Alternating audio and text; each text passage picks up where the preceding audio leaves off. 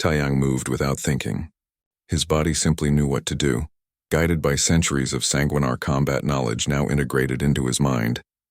He dove behind a crystalline pillar as weapons fire lit up the chamber, then emerged on the other side, moving faster than any normal human could. The knowledge told him where to strike. Not to kill, but to disable. He touched a control panel and the archive responded to him as if he were sanguinar himself. Ancient defense systems activated, energy barriers springing up between him and the Korra soldiers. Impossible, Vrex snarled. You're human. I was, Taiyang replied, his voice still carrying those strange harmonics. Now I'm something else. Seraphine struggled to her feet, blood dark against her pale skin. The weapon that had hit her was designed to cause lasting damage to sanguinar physiology. She was badly hurt. The ship, she gasped. Get us to the ship. Taiyang could feel the crimson echo through the connection they all shared now. The ship was ready, systems active, waiting for their return. But between them and the landing site stood 20 armed Korra soldiers. Through his enhanced awareness, Taiyang could see energy signatures throughout the archive. The ancient building had more defenses, waiting to be activated. He reached out with his mind the way Seraphine had taught him to reach out to the ship. The archive responded. Panels opened in the walls, revealing weapon systems that had been dormant for 300 years. They targeted the Korra soldiers with perfect precision, forcing them into cover. Move! Taiyang grabbed Seraphine, supporting her weight as they ran through corridors that twisted and turned. Behind them, explosions echoed as Vrex's soldiers tried to destroy the archive defenses. They made it to the ship just as Korra fighters appeared in the sky above.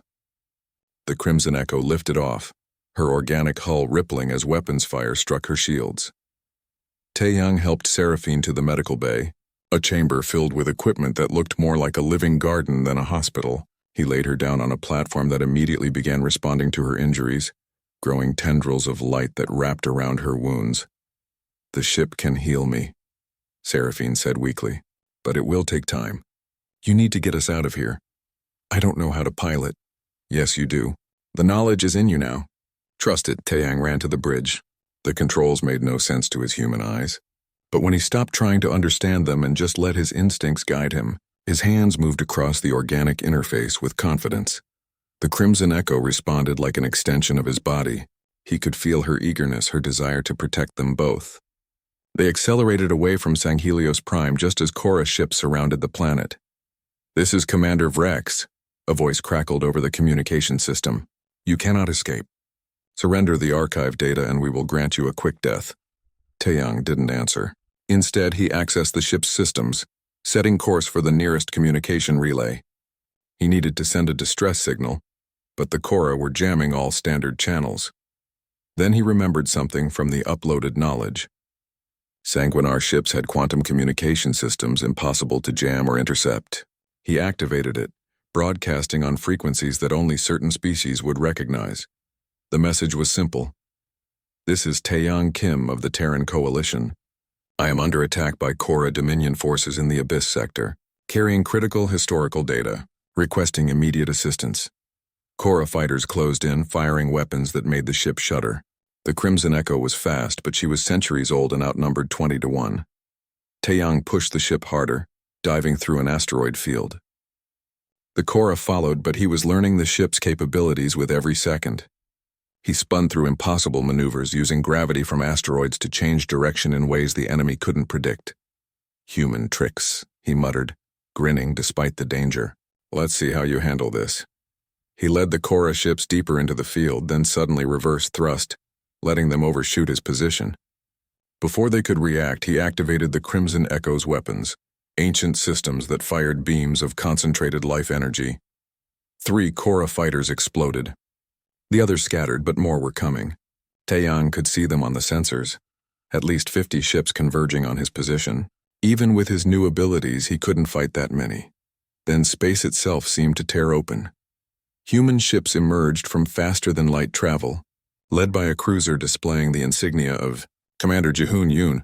Alongside them came Vextar, crystalline vessels, and even a few representatives from species Taiyang didn't immediately recognize. This is Commander Yoon to Taiyang. Kim, we received your quantum signal. Hold position, we're here to help. The battle that followed was intense but brief. The combined fleet had greater numbers and better coordination. The Korra, realizing they were outmatched, began to retreat. Frex's voice came over the channel one last time. "This isn't over.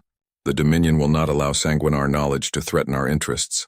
Then they were gone, jumping to faster than light speed. Taeyang slumped in the pilot's seat, exhausted. The adrenaline was fading, and he could feel every bruise and strain. The knowledge in his head was still there, but it no longer felt overwhelming. It was becoming part of him, integrated rather than foreign. He went back to the medical bay. Seraphine was sitting up, looking better though still pale. "You saved us," she said. "We saved each other." Taeyang sat beside her. "What happens now?" What happened next was complicated.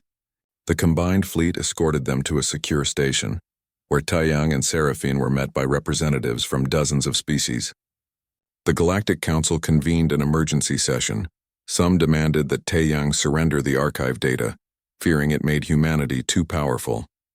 Others argued that the Korra attack proved the data needed protection and study. Seraphine stood before the council, her voice strong despite her injuries. "For 3 centuries, my people have been erased from history. Our knowledge, our culture, our very existence dismissed as too dangerous to remember. But we were more than predators. We were artists and scientists and philosophers. We deserve to be remembered for all that we were." Ambassador Kwok stepped forward. "Humanity proposes the Sangelios Accord. The archive knowledge will be shared with all species willing to sign a mutual defense pact. No single species will control it. Humans and the surviving Sanguinar will serve as stewards, ensuring the knowledge is used for the benefit of all." The debate lasted for days. Finally, the accord passed by a narrow vote. The Korra Dominion faced economic sanctions. The Pure Dawn Coalition lost funding and support.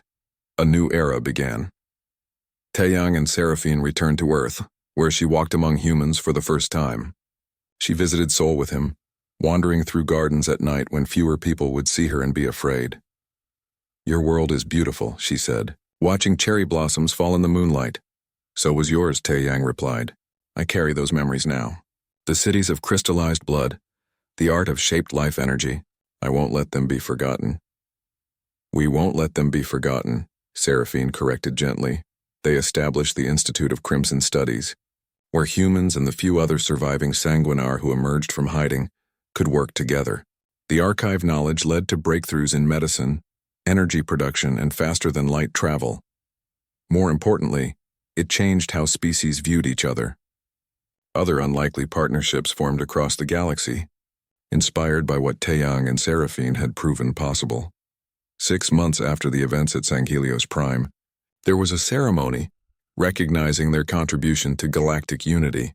Dignitaries from hundreds of worlds attended. Minji found Taeyang before the ceremony began. "A simple dance changed everything," she said, smiling. "Who would have thought?" "I didn't," Taeyang admitted. "I was just trying not to cause a diplomatic incident. You caused the best kind of incident, the kind that makes things better." During the ceremony, Taeyang watched Seraphine interact with a group of human children who had come to meet her. They asked her questions about space and her homeworld and whether she really drank blood. She answered each question patiently, even making them laugh with stories of her misadventures learning about human culture. She caught his eye across the room and mouthed silently, "Thank you, mortal." He mouthed back, "Thank you for asking me to dance." That night, standing under Earth's stars with Seraphine beside him, Taeyang reflected on how much had changed. The galaxy had always told humans they were unremarkable, average in every way, but humanity had proven something that night in the ballroom and in every moment since.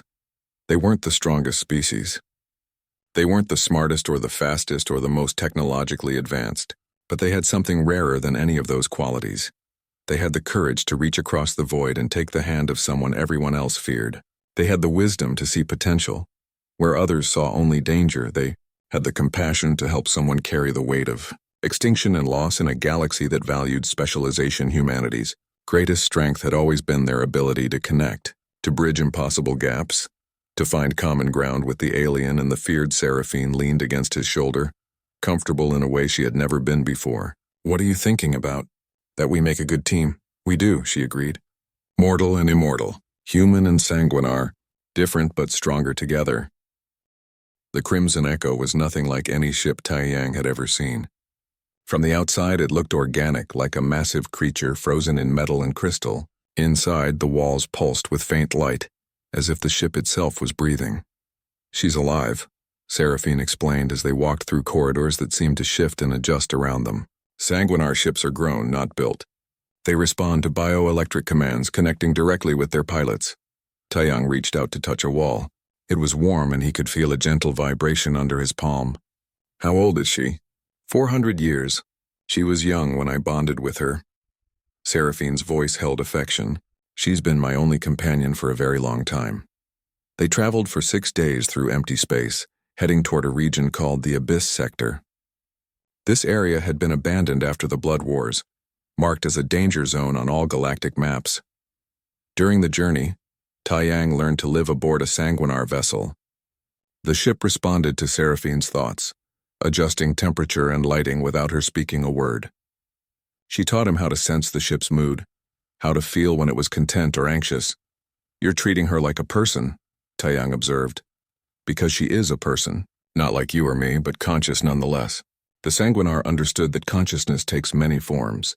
They shared meals together. Seraphine could eat regular food, though she admitted it didn't nourish her the way blood did. Taiyang taught her to play Earth card games, laughing when she won 3 hands in a row. "You're cheating," he accused playfully. "I'm reading your micro-expressions. It's not cheating if you're just very bad at hiding your tells." "That's definitely cheating."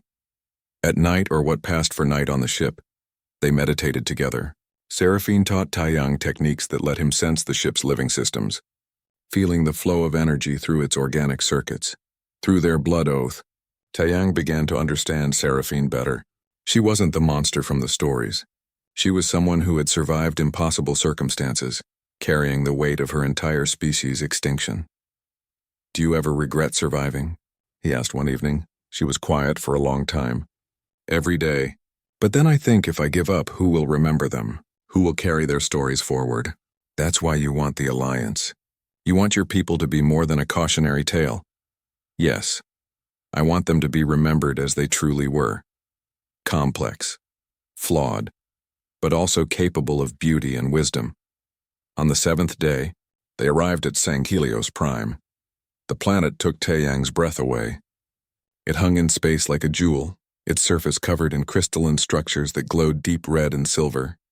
Even from orbit, he could see the remains of cities frozen in time like monuments to a dead civilization. "This is where the knowledge was kept," Seraphine said quietly. "The Grand Archive. Only the archive keepers could access it during my time. I was a warrior, not a scholar." They landed near a massive structure that looked like a cathedral designed by someone who didn't understand straight lines. Everything curved and spiraled, organic yet clearly artificial. Seraphine led him inside. Their footsteps echoed in the vast chamber. Dust covered everything, undisturbed for centuries. "How do we activate it?" Taiyang asked. "With this?" Seraphine pressed her hand against a dark panel on the wall. It lit up under her touch, responding to her bioelectric signature. The entire archive came to life. Lights blazed throughout the structure. Holographic figures appeared, preserved recordings of Sanguinar from centuries past. They spoke in a language Taiyang didn't know, but his neural implant began translating automatically. He watched in awe as Sanguinar scholars explained complex scientific theories. He saw artists creating works that manipulated energy itself into beautiful shapes. He witnessed historical events, wars and celebrations, tragedies and triumphs. "This is incredible," he breathed. "This is what they destroyed," Seraphine said bitterly. "Not just my people, but our entire legacy.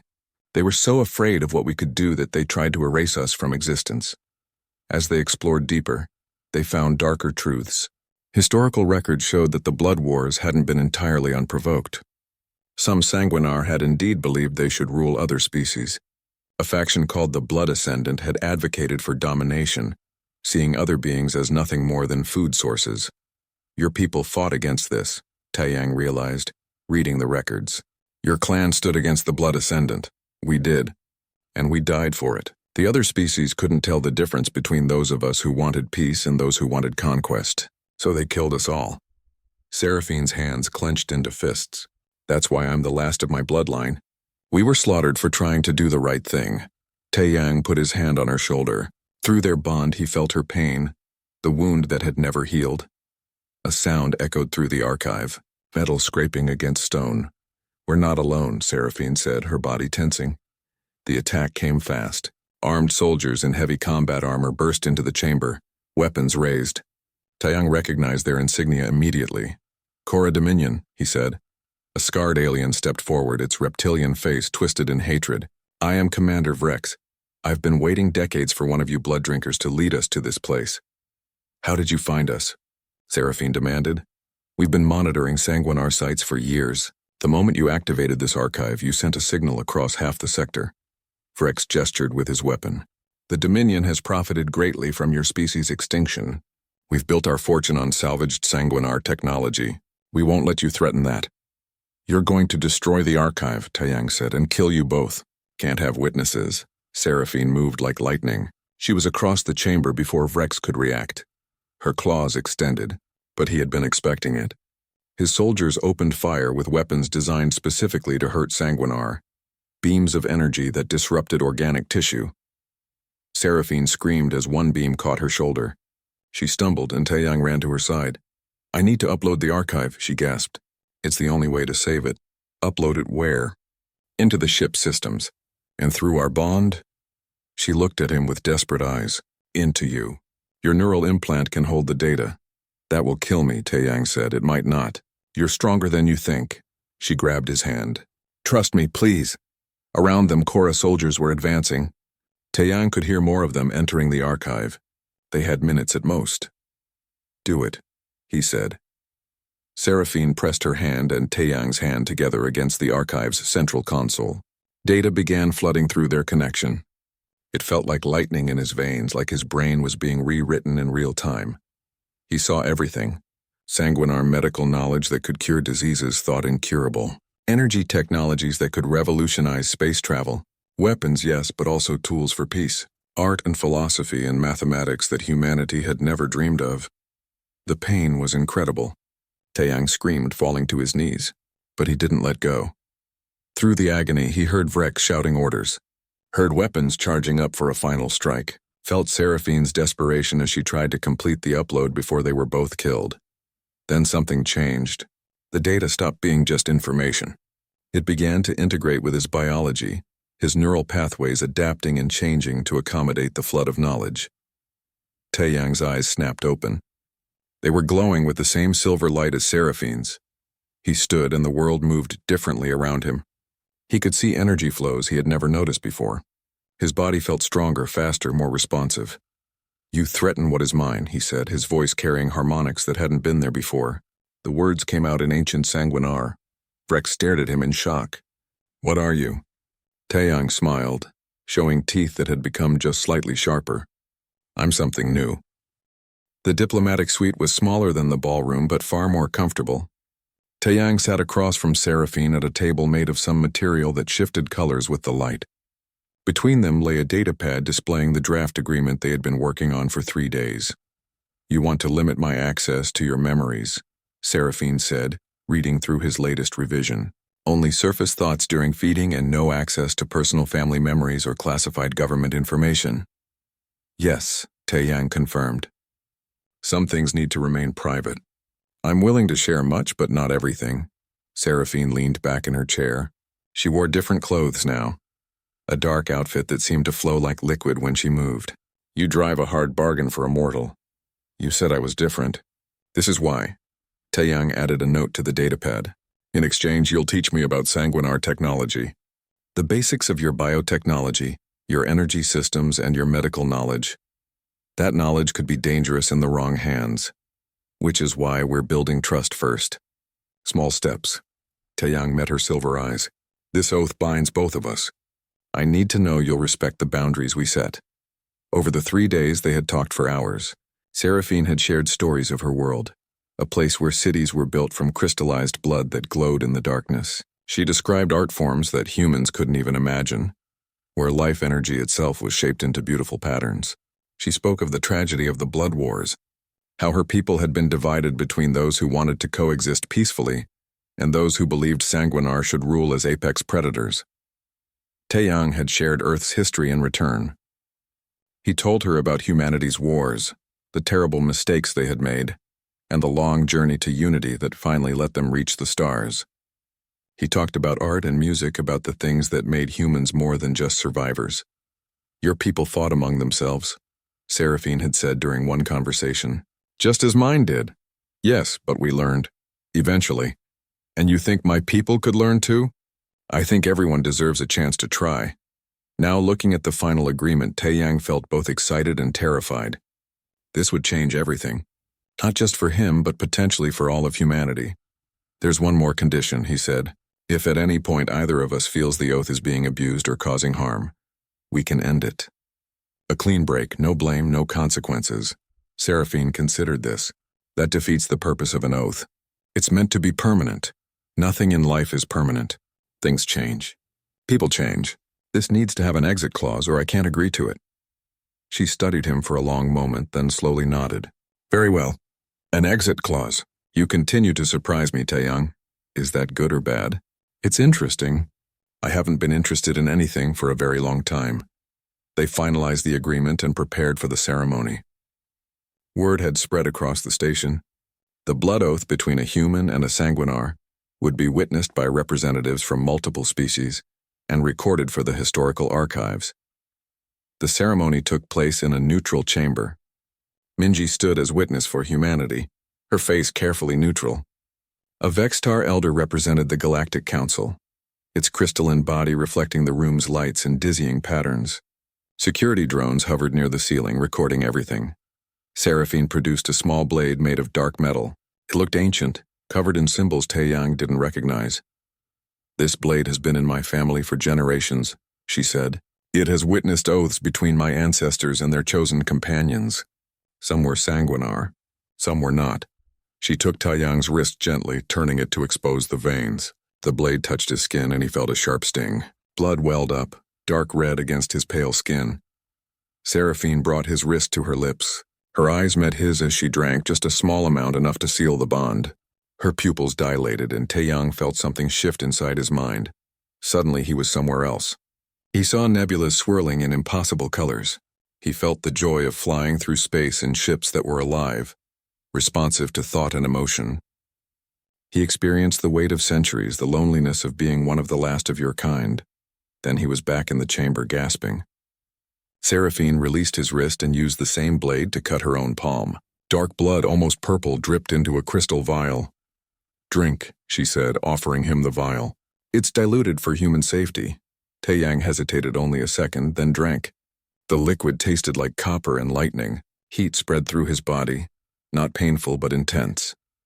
He saw her memories more clearly now. A younger Seraphine training with weapons, preparing for war. An older one standing over the ruins of a city, the last survivor of her clan. He felt her determination, her refusal to let her species fade into nothing. The visions faded. Taeyang found himself on his knees, breathing hard. Seraphine knelt beside him, steadying him with one hand. The connection is made, she said softly. We are bound. The witnesses recorded their acknowledgement. The ceremony was complete. Taeyang and Seraphine were now connected by a bond that hadn't existed in the galaxy for over 300 years. That night, as Taeyang returned to his quarters, he felt different. More aware. He could sense Seraphine somewhere else on the station, a presence in the back of his mind. He was writing his report when alarms blared. The door to his quarters exploded inward. 3 figures rushed in wearing combat armor. Taeyang dove behind his desk, reaching for the emergency beacon. Human sympathizer, one of the attackers snarled. You're making humanity weak. They were Pure Dawn operatives, a radical group that opposed any mixing between species. Ironically, Taeyang realized 2 of them were human. One raised a weapon. Taeyang prepared to die. Then the lights went out. What happened next was almost too fast to see. Shadows moved with impossible speed. The attackers screamed. When the lights came back on seconds later, all 3 were unconscious and Seraphine stood in the center of the room. Her eyes glowed silver in the darkness. Her claws were extended, dripping with blood. She had moved like a ghost, disabling all 3 before Taeyang had even processed what was happening. Are you hurt? She demanded. No, you came so fast. I felt your fear through our bond. She looked at the unconscious attackers with disgust. Fools! Did they think I would let harm come to my oath sworn? Station security arrived, led by Commander Ji-hoon Yoon. He took one look at the scene and immediately called for medical teams and prisoner transport. This is going to cause problems, Ji-hoon said to Taeyang. Pure Dawn has sympathizers throughout the galaxy. If they're willing to attack a human diplomat for taking the blood oath, then the oath is more dangerous than we thought, Taeyang finished. Seraphine moved to the window, looking out at the stars. We cannot stay here. This station is too public, too exposed. I have a ship. We can go somewhere safer, where I can share my knowledge without interference. The Terran Coalition won't like that, Taeyang said. The Terran Coalition doesn't have to like it. This is your choice. She turned to face him. But understand, if you come with me, you're choosing to trust me completely. Taeyang thought about the past 3 days. The negotiations, the ceremony, the moment she had saved his life without hesitation. When do we leave? The dance continued, and Taeyang became aware of how every being in the room watched them. Seraphine led him through movements that felt both ancient and intimate. Her hand was cool against his, not cold exactly, but lacking the warmth of human touch. You're wondering why I chose you, Seraphine said, her voice low enough that only he could hear. Everyone is wondering. The thought crossed my mind, Taeyang admitted. His heart was still racing, but not entirely from fear anymore. 3 months ago, my ship passed through the Outer Rim territories. I detected a distress signal from a human mining colony. They were under attack by void pirates. Taeyang's steps faltered slightly. 3 months ago, the incident at Colony 7. He had been the administrator there, managing a small team of miners extracting rare elements from asteroid fields. You were there? He said. Seraphine nodded, guiding him through a turn. I was. I watched from the shadows as the pirates descended on your colony. I saw you order the evacuation. I saw you stay behind with 5 others to buy time for the transport ships to escape. He remembered that day with painful clarity. The pirates had wanted the mining equipment and raw materials. Taeyang had set traps, created false signals, anything to confuse and delay them. It had worked, barely. The transports had escaped, but the pirates had captured him and his team. The pirates left suddenly, Taeyang said slowly. We never understood why. They just fled. Because I made them flee, Seraphine said. Her eyes gleamed. I do not enjoy watching predators attack the weak, so I reminded them what a true predator looks like. Taeyang processed this. You saved us, I did. But in doing so, I had to feed. One of the pirates was injured in my attack. I drank from him just enough to frighten the others away. She paused. When a sanguinar feeds, we don't just take blood. We take memories, emotions, experiences. That pirate had recently interrogated you. He had your memories in his mind, fresh and vivid. Understanding hit Taeyang like a wave. So you saw my memories, I did. I experienced your courage. Your refusal to abandon your people even when it would have been logical to save yourself. I felt your quick thinking, the clever trap you set that gave the transports those precious extra minutes. Seraphine's expression softened slightly. I have walked this galaxy for over 2 centuries. I have seen countless beings face death.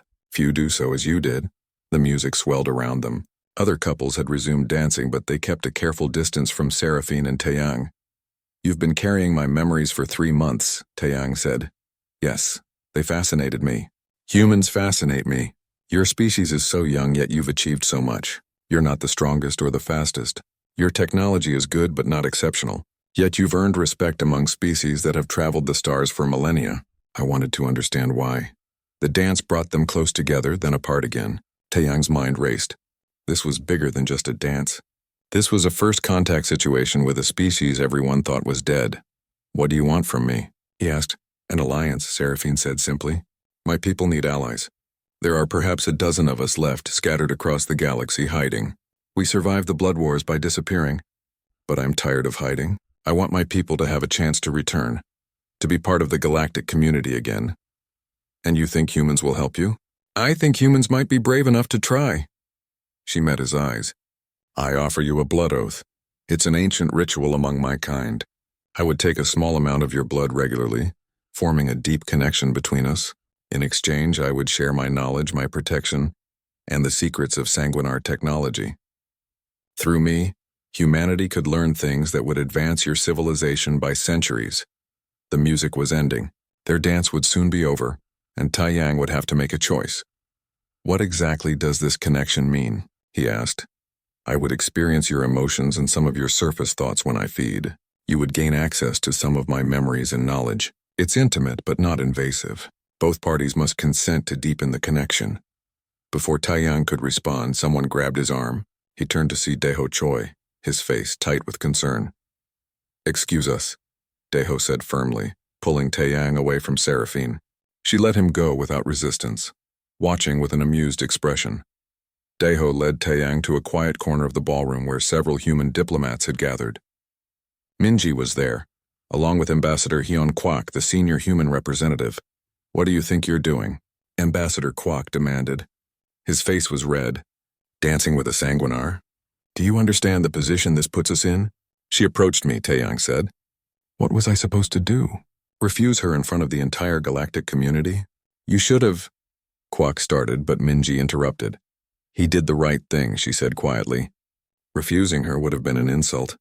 It could have destabilized the entire summit. But a sanguinar, Deho said. They're predators, monsters. The blood wars happen for a reason. Did they? Taeyang found himself asking. Or did they happen because everyone was afraid? Because it's easier to destroy what we don't understand than to try to coexist with it? The group fell silent. Ambassador Kwak studied Taeyang carefully. She offered you something, didn't she? The ambassador asked. Taeyang nodded. A blood oath, an alliance between her and humanity. She wants to share sanguinar technology and knowledge. Absolutely not, Kwak said immediately. It's too dangerous, is it? Taeyang challenged. Or is it an opportunity? The sanguinar were one of the most advanced species in the galaxy. Their biotechnology was centuries ahead of everyone else. If we could access even a fraction of that knowledge, at what cost? Daiho asked. She would be feeding on you, taking your blood, small amounts, and I would gain knowledge in return. It's not slavery or control. It's a partnership. Minji put her hand on Taeyang's shoulder. This is your decision.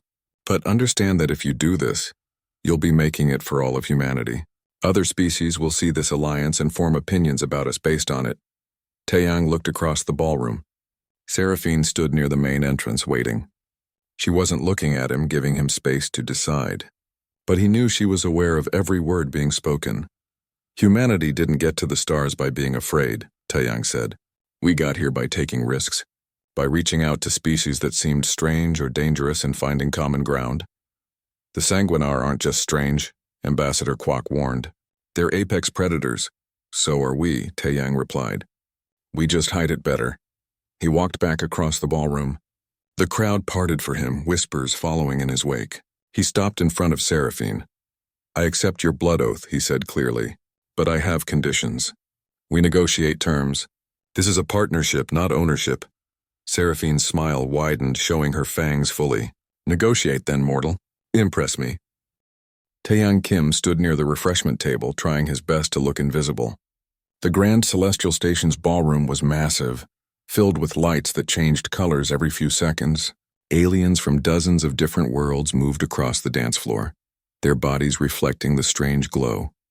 Some had scales, others had crystals growing from their skin, and a few looked like they were made entirely of water held together by some force he didn't understand. He hated these events. Give him a conference room and a resource negotiation any day. But dancing? Formal ceremonies? This wasn't his world. You should find a partner, Minji Park had told him an hour ago, right before she glided off with a Vextar prince whose body sparkled like a diamond. The prince was twice her height, but they somehow made it work. Diplomacy in action, she would probably call it later. Taeyang watched as Deho Choi, another human diplomat, paired up with one of the aquatic nereids. The creature's transparent body rippled with what might have been laughter. Even the security team had found partners. It seemed everyone had someone except him. He checked his datapad for the third time in 10 minutes. Nothing urgent. No emergencies that would let him escape gracefully. He was stuck here for at least another 2 hours. The drink in his hand tasted like sweetened metal. Apparently, it was safe for human consumption, but that didn't make it good. He set it down and considered just leaving. Maybe he could claim a headache. Humans got those, and most aliens didn't question it. Then the room changed. It wasn't the lights this time. It was something else. A feeling. Like the air itself had become heavier. Conversations dropped to whispers. The music continued, but several dancing couples stopped mid-step to look toward the main entrance. Taeyang turned and saw her. She moved through the crowd like water flowing downhill. Smooth and unstoppable. She was tall, taller than most humans, with skin that seemed to glow from within. Her hair was dark, so dark it absorbed the colored lights rather than reflecting them. But it was her eyes that made Taeyang's breath catch. They were silver, bright as twin moons, and they held an intelligence that felt ancient. "That's a sanguinar," someone whispered nearby. The voice belonged to a Goliath warrior, a species known for their bravery in battle. But even this giant sounded afraid. Taeyang knew the stories. Everyone did. The sanguinar were vampire-like predators who could drain the life force from other beings. They didn't just drink blood. They consumed memories and emotions. 300 years ago, the galaxy had united to hunt them down. The blood wars had been brutal. Most people thought the sanguinar were extinct. Apparently they were wrong. The woman walked past ambassadors and princes who tried to catch her attention. She ignored them all. Her eyes scanned the room with purpose, like she was looking for something specific. Then her gaze locked onto Taeyang. His first instinct was to look behind him. Surely she was looking at someone else, someone important. But there was only a wall behind him, decorated with flowing fabric that represented peace among worlds. She walked directly toward him. Each step was precise, graceful, predatory. The crowd parted without her having to ask. No one wanted to get in her way. Taeyang's hand moved instinctively to his side where a small pulse weapon should have been. But this was a diplomatic event. No weapons allowed. He had nothing but his wits and whatever courage he could scrape together. She stopped in front of him. Up close, she was even more striking. Her features were sharp, elegant, almost perfect. But there was something not quite human about her face. The proportions were just slightly off in a way that made his brain whisper danger. She extended one hand toward him. Her fingers were long, ending in what looked like carefully maintained claws rather than nails. "Dance with me, mortal." Her voice was like music and thunder combined. It resonated in his chest. The ballroom had gone completely silent.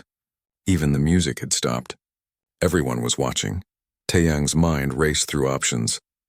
He could refuse. That might start an interstellar incident. The sanguinar were supposed to be extinct, but here one stood, at a peace festival, making a public gesture. Refusing her could be seen as an insult. It could undo years of careful treaty negotiations he could accept. That might be worse. He would be dancing with a predator that could kill him in seconds. The blood wars had ended because the sanguinar were too dangerous to allow in civilized space. What message would it send if a human diplomat willingly partnered with her? But there was something else. Something in her eyes that wasn't quite what he expected. She looked dangerous, yes. Powerful, absolutely. But also curious? Was that the right word? She was looking at him like he was a puzzle she wanted to solve. "Why me?" he asked, proud that his voice came out steady. A small smile touched her lips. He could see the tips of her fangs. "Because you are different from the others." That wasn't an answer. Not really. But he could feel the weight of every eye in the room. Humans were still relatively new to galactic politics. They had earned their place through hard work and careful diplomacy. This moment could define how other species saw humanity for years to come. Would humans run from danger? Or would they face it? Taeyang had spent his whole career playing it safe, following protocols, never taking unnecessary risks. But standing here with this impossible woman waiting for his answer, something shifted inside him. Humanity hadn't reached the stars by being careful. They had done it by being bold when it mattered. He reached out and took her hand. The moment their palms touched, electricity shot up his arm. Not painful, but intense. Her eyes widened just for a second, and he saw genuine surprise there. Whatever she had expected, this wasn't it. Her grip tightened slightly, and then she led him onto the dance floor. The music started again, slower this time, as if the musicians weren't sure what to play for this impossible partnership. She moved with supernatural grace, her body flowing through steps that should have been impossible. Taeyang found himself following, his feet knowing where to go even though he had never learned this particular dance. It was as if her movements guided his, like they were connected by invisible threads. "What's your name?" he asked quietly. "Seraphine," she answered. "And yours?" "Taeyang Kim." She repeated his name slowly, tasting each syllable. Taiyang. It means sun, doesn't it? He nodded, surprised she knew. How fitting, she said, that the sun would dance with the darkness. They spun across the floor, and Taeyang realized that whatever happened next, his life had just changed forever.